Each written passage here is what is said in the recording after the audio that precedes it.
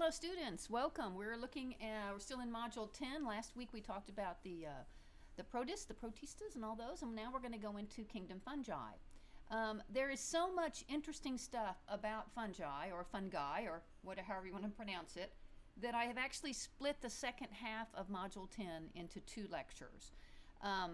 They're not terribly long, but I split it into 2 just mostly to show some really awesome pictures and talk a little more about mushrooms in particular today. We'll be talking about that.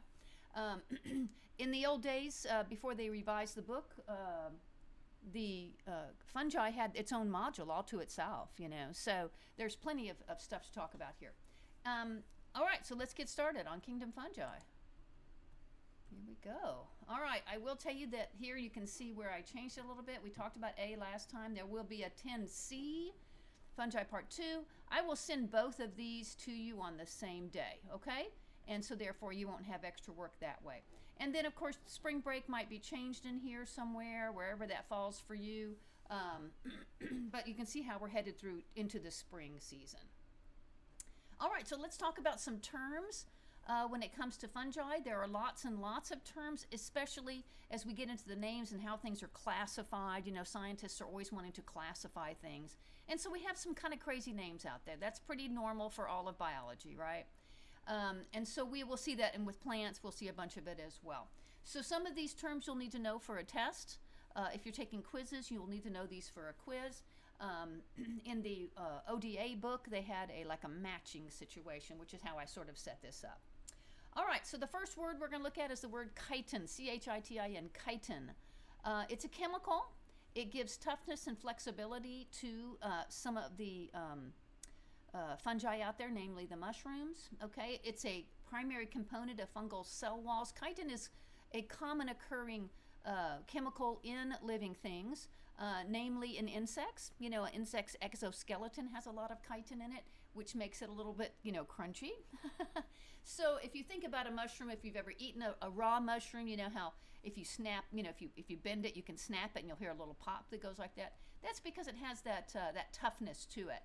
It's not as crunchy as the exoskeleton of an insect, but it is a little bit crunchy. But it does offer you lots of good stuff. Great fiber found in mushrooms, great amounts of vitamin, I think it's vitamin D, is that correct? That's found in mushrooms. All right, the next word is called hypha. So we're going to be looking at the parts of different fungi here, okay? So hypha refers to a filament of the fungal cells, okay? So fungi tend to grow in this filamentous way. Similar to when we start looking at plants, you'll say that some people might think of them as a plant, but there's one major difference between fungi and plants, and that's the reason why fungi are in their own kingdom, and that major difference is, of course, their ability to how they eat, how they get their food. Plants make their own food, right, through photosynthesis. Fungi do not, okay? So fungi are not green in the way that plants are green, okay? So the hypha, or the hyphae, if it's plural, Hyphae, the long branching filamentous structure of a fungus. We're looking at a picture here of one under the microscope. Those are just the filaments you can see right there. You can see a little bit of action happening right here. That's where some reproduction is going on. Okay, the mycelium is the main part of a fungus. So when you think about a mushroom, you typically think about what we also call a toadstool, right? Those little things that pop up out of the ground. If you get them on your pizza, right, they're sliced up, that kind of thing. But it's actually not the fungus. That's the fruiting body of the fungus. All right, so the mycelium is the part of the fungus responsible for extracellular digestion and the absorption of a digested food. It's actually the actual organism. All right, it's kind of like if I told you, if you looked at an apple, and you wouldn't say that's an apple tree. No, you'd say that's the fruit from an apple tree. So the mushroom that pops up out of the ground is the fruit from the mycelium, or the main body of the fungus. We're looking at it right here. It's typically almost always 100% below ground. And so you don't generally see it. In fact, what we're looking at here was probably grown specifically for viewing, or somebody dug underground to find it. So here we can see it. Here's the fruiting bodies. This is a model, by the way, not real mushrooms. The fruiting bodies are here. This one sees fixing to pop up. That's what we call a button. It's going to button out right here and then start to stretch out. This down here, all of this filamentous hyphae down here, that is the mycelium. Okay, so all of it, and like it said in the previous slide, it's responsible for digestion. So the way that fungi digest their food is to have extracellular digestion. In other words, they kind of land on it and dissolve it and absorb it. I think we're going to have a little more detail on that in a minute.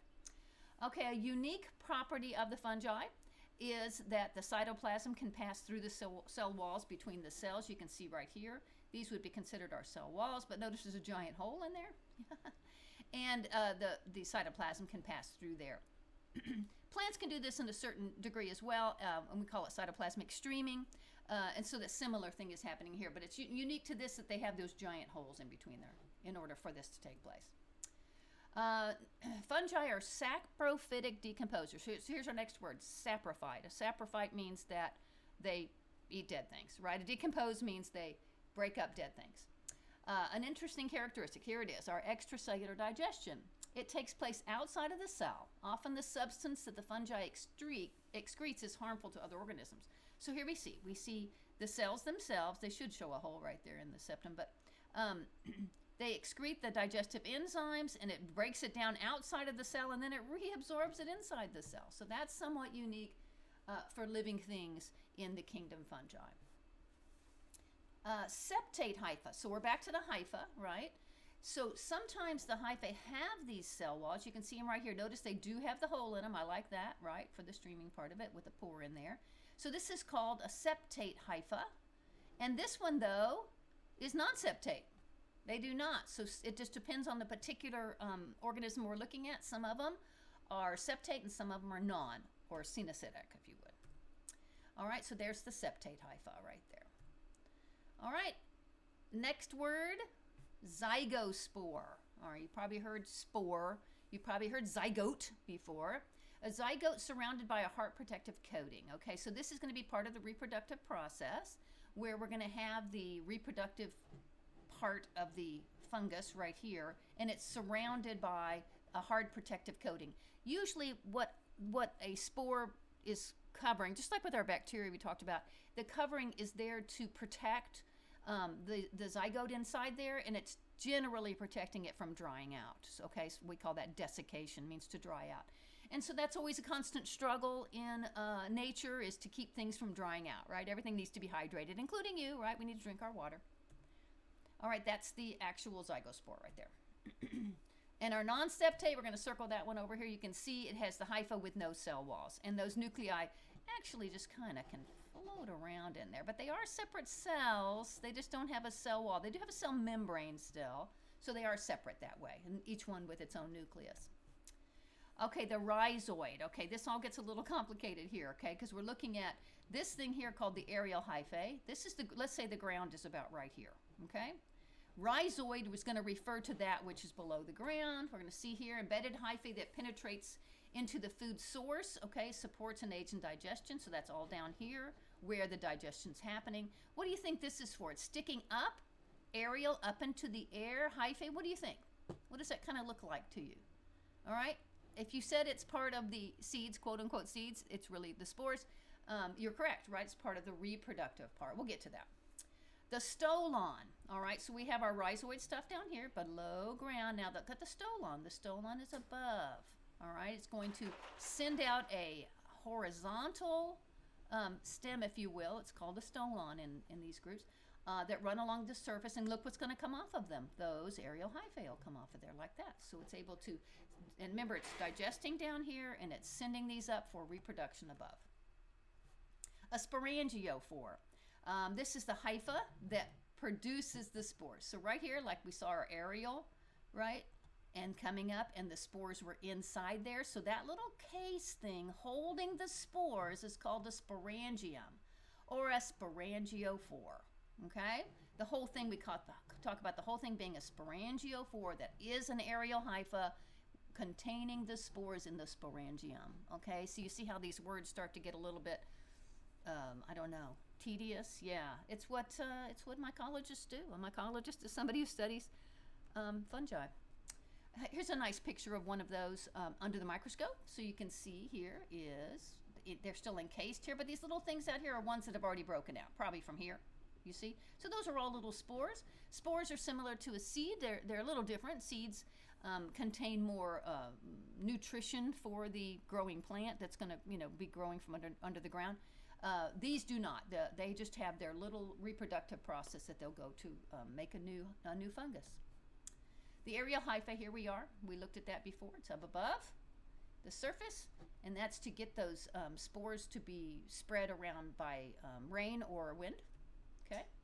Here's another picture of them. Because they come in different forms, right? The sporangiophore. Notice that here they're called conidiophore. It's a kind of a sporophore, right? It's a kind of it. Conidiophore versus this. There's a very famous one that has this kind of look right here. We might have a picture of that coming up, and that's the fungus that is responsible for producing the miracle drug called penicillin. All right, so we can see here, what would that be? The mycelium, right? And then we're going to see our aerial hyphae. Here's our aerial hyphae under the microscope, and here's one really close up with a scanning electron micrograph that shows it nice and close up. You can kind of see, they're bumpy, right? They're going to have spores inside of there.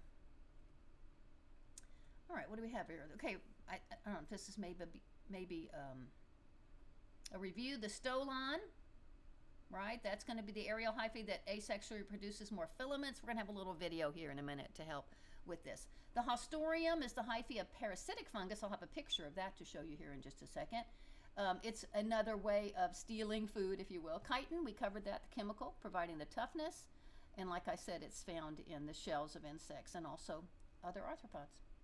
So here is that haustorium I was going to tell you about. Okay, so here's our fungal hypha. Here is some sort of plant that this fungus is reaching in to steal its food. Okay, so it's the haustorium is a type of parasitic relationship. Sometimes, honestly, sometimes it does work together. They work together where they can help each other, right? So it doesn't necessarily have to be a parasite. So how do fungi reproduce? We talked about a little bit. We have the sexual reproduction is the fruiting bodies and the spores. Okay, so that is the mixing of DNA. That's what sexual reproduction means. But there's also asexual reproduction. The mycelium can just reproduce and grow. It can just pinch off a new piece, that kind of thing, especially in tough times. If it's really tough and very dry out, then they're not going to send out a hyphae above, an aerial hyphae with the spores, right? So they'll just complete their reproduction underground at that point. The stolons, remember, they're along the surface. They can actually produce a new mycelium that will actually grow down instead of growing up. Yeah, once again, to combat tough times. Now we're going to be looking at, we're going to be only looking at one of the phyla of the fungi. There are 6. Next week we'll cover the other 5. But the reason we're only talking about one of them today, because it's the one that has all the mushrooms in it, okay? So I think, do I have a chart? Yeah, here we go. This is what we'll talk about today. We'll talk about the Basidiomycota. Those are going to include the mushrooms. We have Ascomycota, Zygomycota, Chytridiomycota, Deuteromycota, and Myxomycota. I will say, here in 2026, I believe these are still accurate.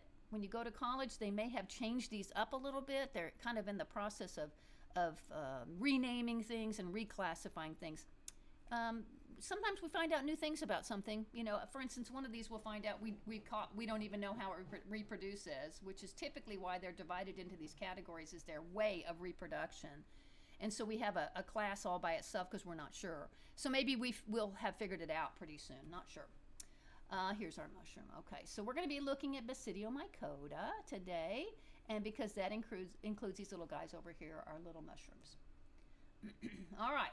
Button mushrooms, puffballs, shelf fungus, rusts, smuts, fairy rings. These are all included in phylum Basidiomycota. They form spores, and they're specifically called basidiospores, on these club-shaped cells called basidia. That's why they're in this group. That's why we call it that. Remember mycota, the myco part here means fungus, right? So a person who studies fungi is called a mycologist. The study of fungus is mycology. All right, so the spores we know come from the sexual reproduction. Most are saprophytic, remember, that means they're going to be feeding on dead things, right? Some can be parasitic, like the Haustorium, right? So here's our typical mushroom. Usually in my classes, I will have my students go ahead and draw this and give and label it. Anytime I ask you to draw anything, I assume that means you understand you will also label it. And so we're looking here at the cap. Okay, and sometimes the cap is scaly, sometimes it's smooth. And then you can see underneath the cap right here are the gills, and the gills are where the spores are. Okay, so this is the basidiospore right here. All right, and there's pores underneath those gills, and the pores have the developing spores in there. And then we have the stipe or stalk coming here, and this ring happens once the gills separate, the top grows tall enough to separate from it.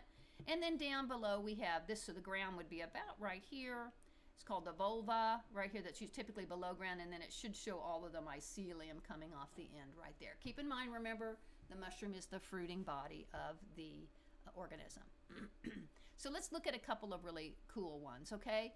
If you'll find sometime this time of year, sometimes in the fall, and then maybe coming up in the spring, when times are wet, you know, when we have a lot of rain and that kind of stuff, you're going to see some really unusual, very interesting looking mushrooms popping up. This is a fun one called the honey fungus. I don't know if you can tell from this picture, but it's kind of shiny, like it's got honey dripped on it, right? Here's a shelf fungus right here. Notice that it's probably growing on a dead tree trunk or something like that, and you can see it coming off. I like here the cap is all flattened out. That means it's a pretty mature mushroom right here, and you can see right here those gills underneath.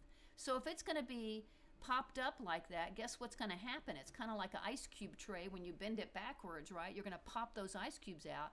That's what mushrooms do. They grow to be so flat on the top that they actually invert and pop out their spores, and that's their job, right? Just like an apple has seeds in it, its job is to spread those seeds around. That's what's going on with this mushroom, with the basidio right up there. Here's another shelf fungus. This one's very hard. It's very woody, but it does have pores underneath here, and if you let it dry it, like I have one of these in my science shed, and it was on the side of a dead tree trunk, and I pulled it off and I kept it in a bag, and over the years it's dried and dried and dried, and I have just all sorts of spores just laying in the bag because they've fallen out of the little holes that are under here. All right, if you could take a look at it, you could see those little holes. This is a parasitic fungi called a jelly fungus, jelly fungi, called Tremelia. I believe your book talks about it. It's beautiful. And we're going to talk a minute about wild mushrooms and how you need to be safe around them, okay? Don't go picking up or collecting wild mushrooms, and I'll tell you why soon.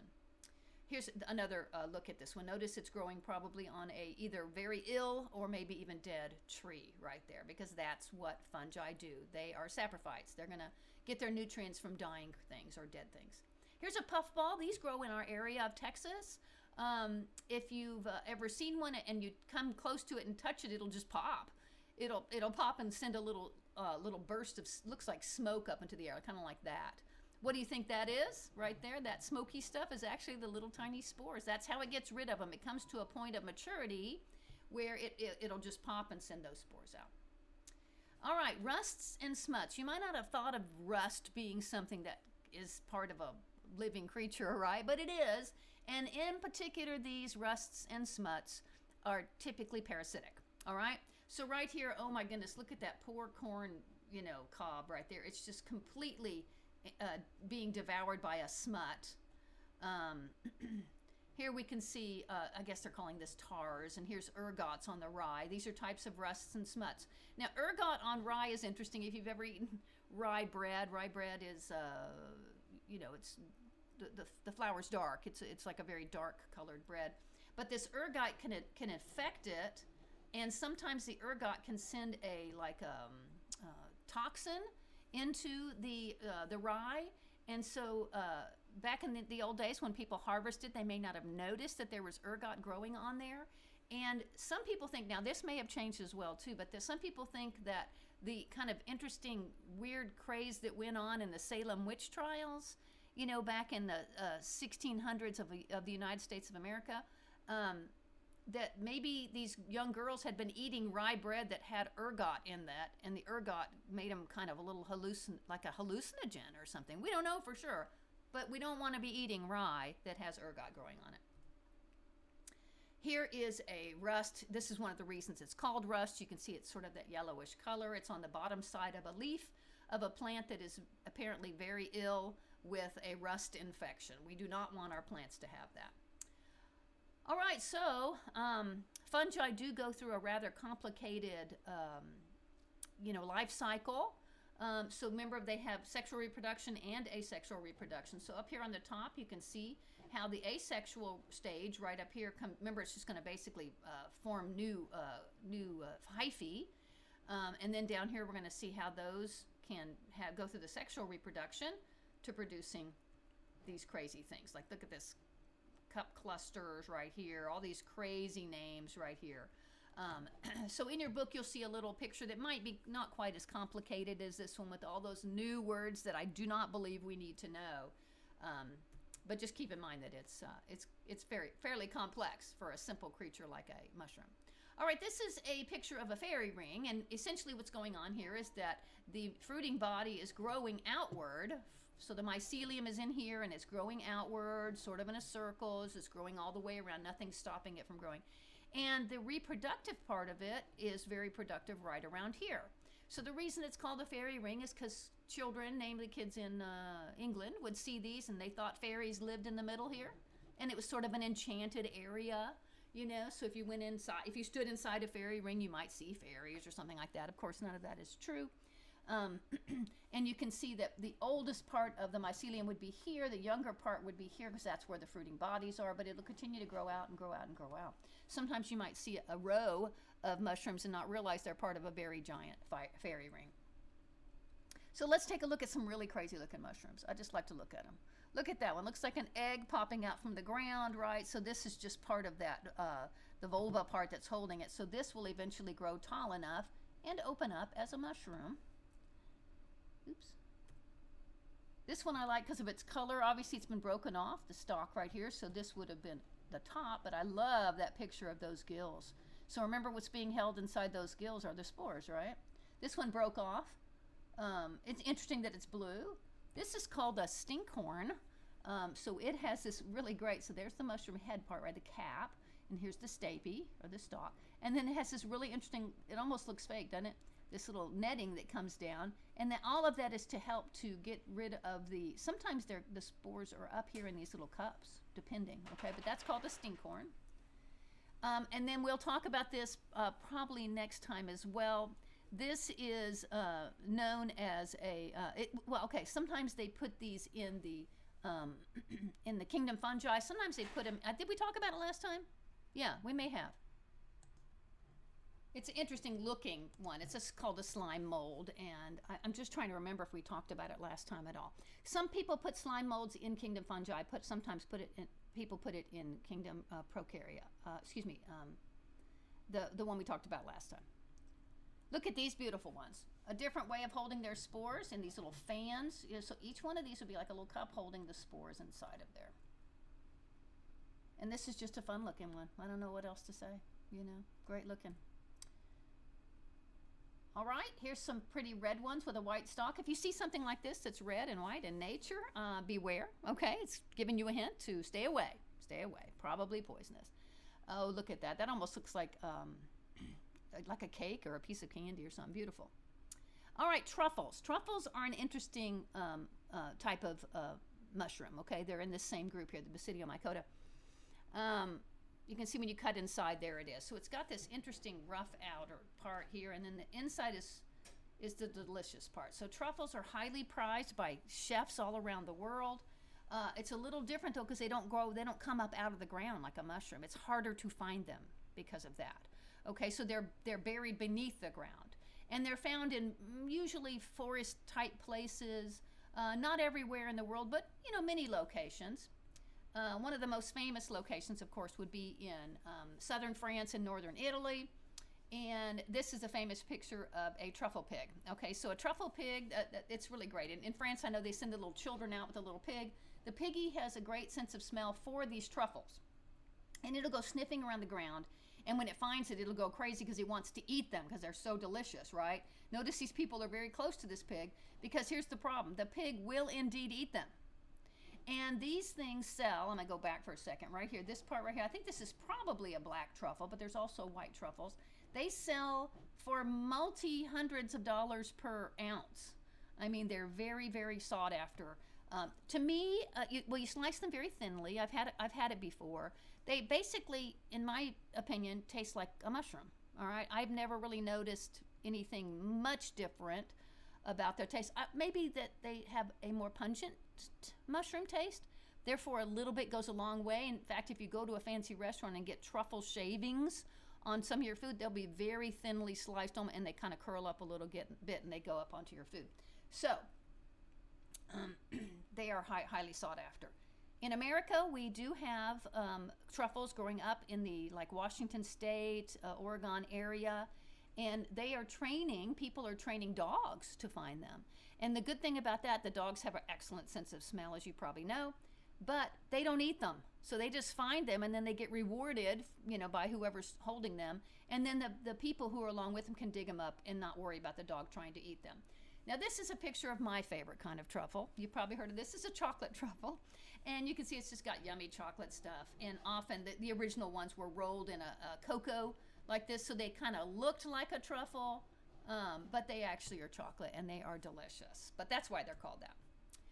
All right, never eat wild mushrooms. I believe this is called the death cap right here. It looks a little bit, it's beautiful, right? It's nice and bright white. If you think about the mushrooms you buy at the grocery store, sometimes they're white, right? There's one that looks like just like the ones in the grocery store, and it's not good for you, deadly. This one is very deadly. And it's, the one that little children draw in their little, art books, right? They color these with the white spots on the red. This one's called the poisonous jack-o'-lantern. So you see jack-o'-lantern part would be that it's orange, right? Also remember jack-o'-lanterns are creepy, right? Creepy at Halloween time. Well, this is the poisonous one. So you want to touch this one? No. Oh, I think this one glows in the dark. That's pretty cool. Pretty cool. And this is what I tell my students over and over and over again. Never, ever, ever, ever, ever eat a wild mushroom. Don't do it. Never do it. If you happen to be walking through the woods with a mycologist who's highly trained in this, then okay, they'll know. But the safest way to eat a mushroom is to buy it at a store, okay? Because they are bad. I'm going to show you a little video here of some of the world's deadliest mushrooms and how they are, what they do to you. Maybe this is it. Let's see. Welcome to Top 10 Archive. Yeah. Foraging for food was our ancestors' way of survival. And although throughout the years we've learned what and what not to eat, there are still those times where misclassification or contamination occurs, and sometimes the results can be deadly. From angel's wings to death caps, we're counting down the top 10 deadliest mushrooms. Number 10, Gyromitra esculenta, false morel. Also known as false morels and brain mushrooms, this North American fungi is often mistaken to be that of the edible morel, which is a highly sought-after delicacy. Though unlike the morel, the false morel is poisonous and potentially deadly, especially when eaten raw. Appearing to have fleshy, wrinkled caps, much like that of the morel, the easiest way to tell the difference is to cut them in half lengthwise. A false morel will be solid, whereas the edible delicacy you'd be after is hollow from stem to tip. Number 9, Podostroma cornudomei. Like something out of an alien movie, the Podostroma cornudomei is as toxic as it is strangely beautiful, with reports saying consuming 1 gram can be deadly. The Podostroma is red, long and cylindrical with no distinct caps. Several cases of poisoning have been reported throughout the world, causing organ failure, liver necrosis, as well as a variety of other ailments. They say after 3 days or so, symptoms will seemingly clear up, though this isn't the case. Like most mushrooms, that's part of the symptoms, almost as if nature is lulling us into a false sense of security. Symptoms always reappear a few days later, usually resulting in death. Number 8, Pholiotena rugosa, Conocybe phalaris. This fungus is a common lawn mushroom found throughout the Pacific Northwest, growing on compost and soil. These standard-looking brown mushrooms with a wide inner ribbed cap are packed with amatoxins. This toxin starts with its primary exposure to the liver, then moves on to the kidneys. It's capable of causing anything from headaches and dizziness to severe organ failure or even death if it's ingested.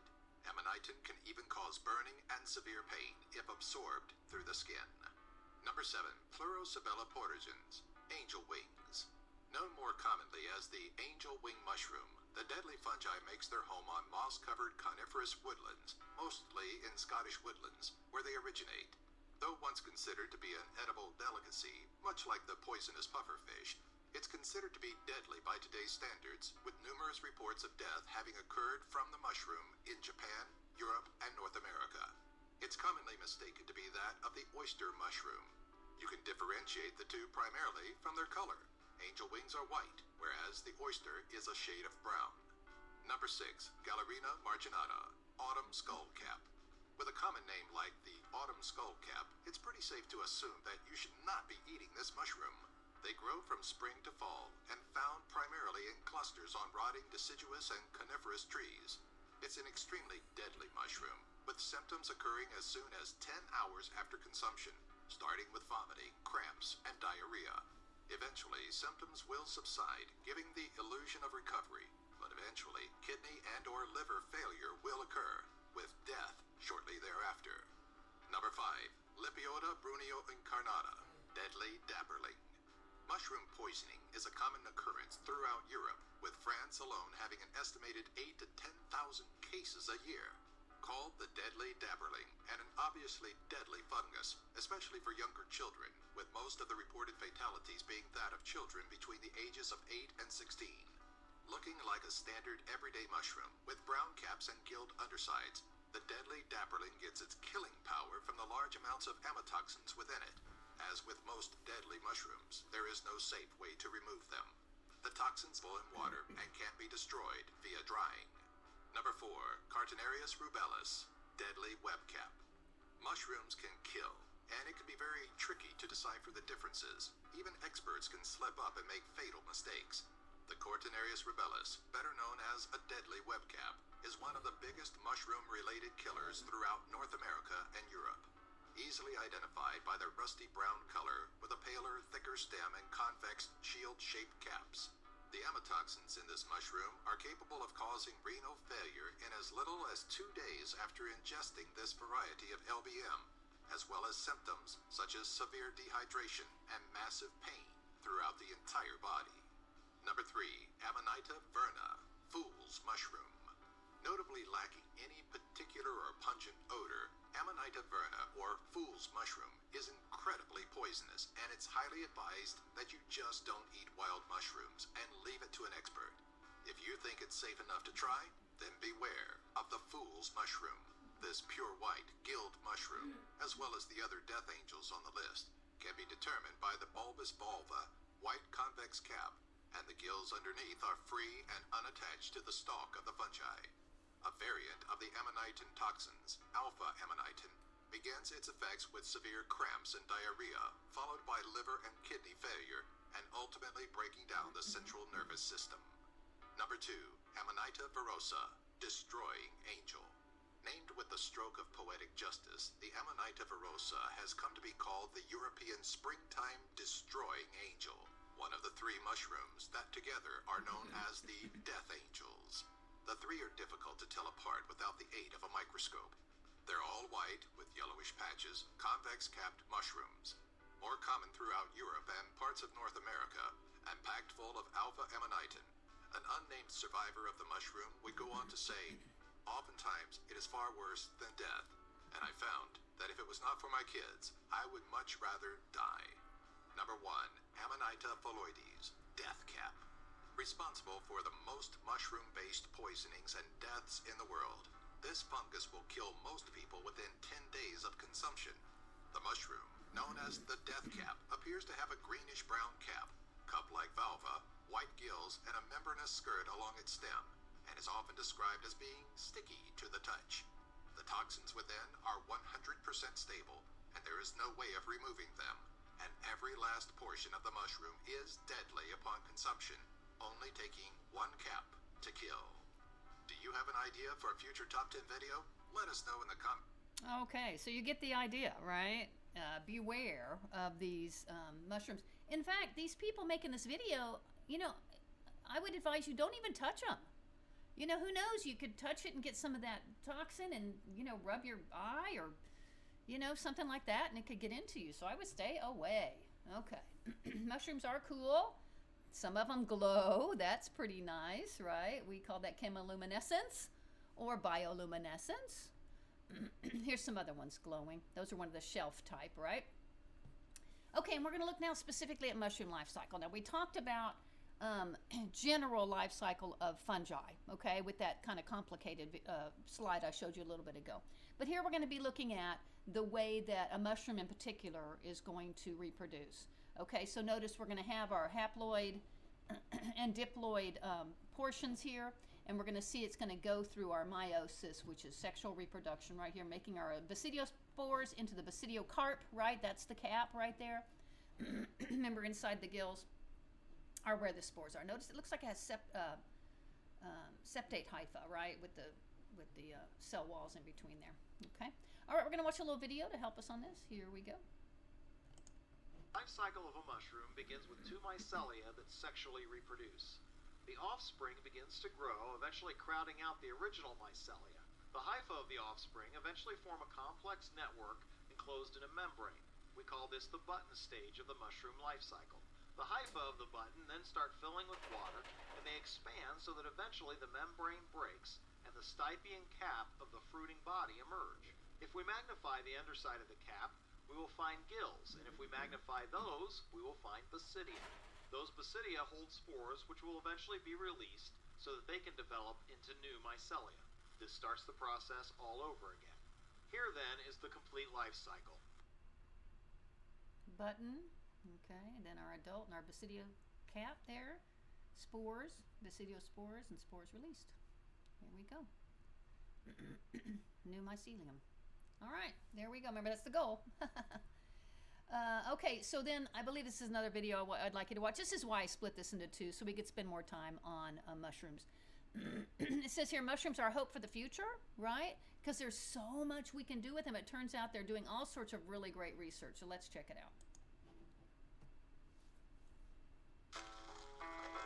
Beautiful. There's so many things you can do with fungi, and this is what keeps us up at night. Fungi for food, medicine, textiles, fiber, packaging materials, even biofuel. Fungi just have this potential to unlock biological material that's a waste product in our civilization and convert it into something else. So that's what's exciting, and everyone's like scampering onto this bandwagon to try to catch up. I started as a grower, and I was out collecting edible mushrooms. That would be all I was interested in, the edibility, the economic factor. You know, I can sell this mushroom and make money. This one's definitely sellable. It smells really good. It's just untapped completely.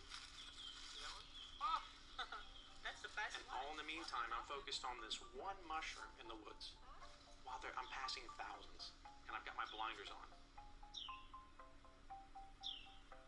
Now, all I'm interested in is all those little brackets and fungi. I have a lot of species of fungi here in the lab, and there's 1.5 million species plus of fungi on the planet. Effectiveness, do we need to concentrate it somehow? Can we store it? Kind of my plans.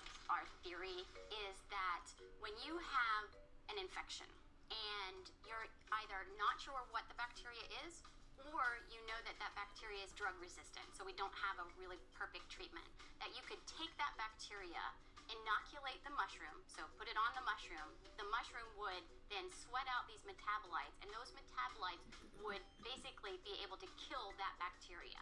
So it's like a personalized antibiotic production system for your infection. Knowing the problems we have with antimicrobial resistance, something like this that's coming out of a different perspective and saying, look, let's take advantage of what the natural world can already do, to me, that's just fascinating. I think it's unlimited what we could do with mushrooms once we know more about the different varieties that are out there and more about their biology in general.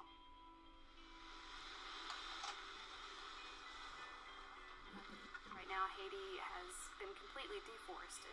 And so part of the process of developing requires building materials. There is an urgency to go out and find new sustainable products, and I think this has a really big potential to be one of those. We're looking looking at compression strength, tensile strength, flame retardance, its ability to act as insulation. The fungi has so many properties that are healing properties, antibiotic properties. It's lightweight, it's a great source of protein. It will be able to filter all sorts of pathogens and chemicals out of our water system. The amount of potential solutions that we have for fungi are tremendous. Good girl. How about this one? It's her favorite. You open one door, there's 10 doors. Then you open up that one and it's 100. And all these have not been explored yet. This is just the beginning. We're not sure why the fungi bioluminesce. And that's what we're trying to do right now, is figure out why. Okay, we didn't watch that one. Okay, so those people are growing mushrooms for, grocery stores, right? Or restaurants, probably. And so here are some of the most famous of the edible mushrooms.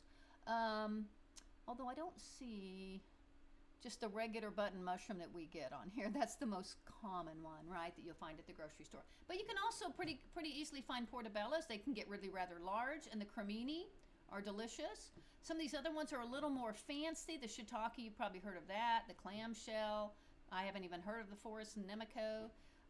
Another clamshell variety here. Maitake, the pyopini, I guess. But there are several, like the lion's mane. Have you heard of that one? And cordyceps. Things like that we're discovering so many things they're useful for our health. So interesting, that last video talking about like building materials and filters for water and stuff. I mean, pretty amazing stuff. And the guy growing the mushrooms probably isn't even a mycologist. He probably started off as just a fan, and then he saw that there was a business model there, and he's able to sell those. You can also dry mushrooms pretty easily, and it'll preserve their nutrients in there. So they are very nutrient dense. You may not like them. They do have a very distinctive taste. I'm a fan. I do like them. It's if you can stomach them, it's very good. Otherwise, people literally put them in like a powder that goes into their coffee or things like that to get the benefits from them. Okay, so that's it for this lecture. You see, it's a little shorter. And what you can do, even at home, if you're not having a lab somewhere, is that you can get a mushroom from the store, just a button mushroom or one of those larger ones, and just dissect it. Okay, so you'll just take it and kind of gently take it apart and look at all the parts and then draw those out. And if you have a microscope, you could try to get some of those spores out onto a slide to look at them, or even a really good magnifying glass. You can look in there and see some of those. Okay, gang, I hope you enjoyed that about mushrooms. Y'all have a mushroom pizza or something this week to celebrate the fungi that we can eat. All right, see you next time.